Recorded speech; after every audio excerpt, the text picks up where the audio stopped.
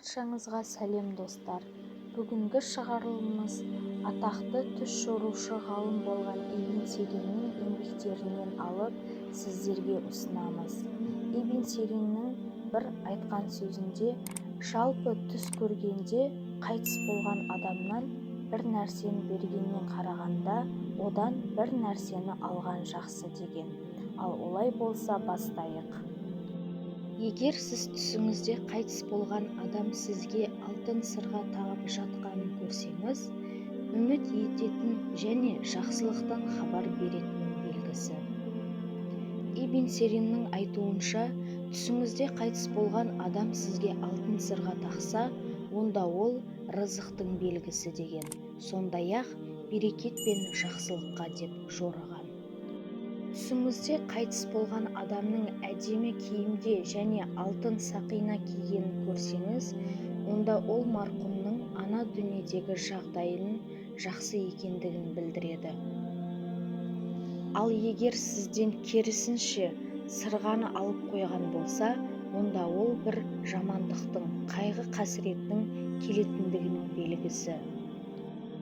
Түсіңізде күміс сырға көрсеңіз, онда ол бір қуанышқа ишара деген. Ал егер жүкті әйел түсінде күміс сырға көрсе, онда қыз бала дүниеге келеді деп жорыған. Сондай-ақ Ибн Сириннің түс жоруы бойынша, күміс сырға ол сіздің Құранды толық жаттайтындығыңызға, Алла тағалаға жақындай түсесіз дегенді білдіреді деген. Егер де жолы болмай жүрген адам түсінде сырға көрсе, онда басындағы қайғысы, уайымы кетеді дегенді білдіреді. Түсіңізде алтын сырға көрсеңіз, естігіңіз келіп жүрген жақсы хабарды естисіз дегеннің белгісі. Түсіңізде қайтыс болған адам сізге сыйлық берсе, жақсылықтың және жақсы хабардың белгісі. Түсіңізде қайтыс болған кісі сізге сыйлық берсе, және де сол сыйлық тамақ немесе сусын болса, онда сізге келетін мол ақшаның белгісі деп жорыған. Көп ғалымдар, түсіңізде сіз қайтыс болған адамға өзіңіз сыйлық беріп жатқан болсаңыз, онда сол нәрсені жоғалтасыз деп жорыған. Түсіңізде қайтыс болған адамға бір затты сатып жатқан болсаңыз, онда ол заттың өте қымбат екенін белгісі деген. Түсіңізде бір жаман нәрсені қайтыс болған адамға сыйлыққа беріп жатқан болсаңыз, онда басыңыздағы уайымыңыз кетіп, жақында қуанышты хабар келетіндігінің белгісі деген. Түсіңізде қайтыс болған адамға бір нәрсе сыйлап, ол сол нәрсені сізге қайтарып берген көрсеңіз, онда ол нәрсенің сынғандығын және сол нәрсенің кемшілігі бар екендігін білдіреді. Егер түсіңізде қайтыс болған адамның сізді шақырып жатқанын естісеңіз, және ол дауыстың артынан бармасаңыз, онда сізге келе жатқан үлкен бәледен құтылып, аман-есен шыққаныңыздың белгісі. Жүкті әйел түсінде өзінің қайтыс болғанын көрсе, онда оған жақсы жаңалық. Ол дүниеге дені сау ұл баланы әкеледі дегенді білдіреді.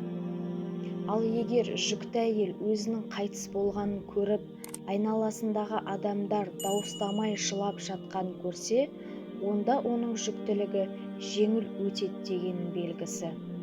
Түсіңізде қайтыс болған адам сізге сақина беріп жатқанын көрсеңіз, онда ол жақсылыққа, жақында сіздің дүниеңіз артады дегеннің белгісі.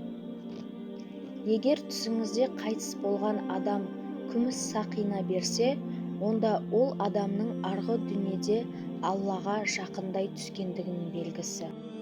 Түсіңізде қайтыс болған адамның алтын таратып жатқанын көрсеңіз, онда ол адамның ана дүниеде жағдайы жақсарғандығының белгісі. Ал сіздің жақында жоғары лауазымға ие болатындығыңыздың белгісі. Түсіңізде қайтыс болған адамның тәсбих бергенін көрсеңіз, онда сіздің уайымыңыздың кететіндігінің белгісі. Түсіңізде сізге қайтыс болған ата-анаңыздың бірі алтын берген болса, онда ол қандай да бір жағдайда сіздің шешіміңіздің дұрыс екендігінің белгісі. Егер сіз сауда-саттықта жүрген болсаңыз, түсіңізде сізден қайтыс болған адам алтынды сатып алып жатқанын көрсеңіз, шығынға ұшырайтындығыңызды білдіреді.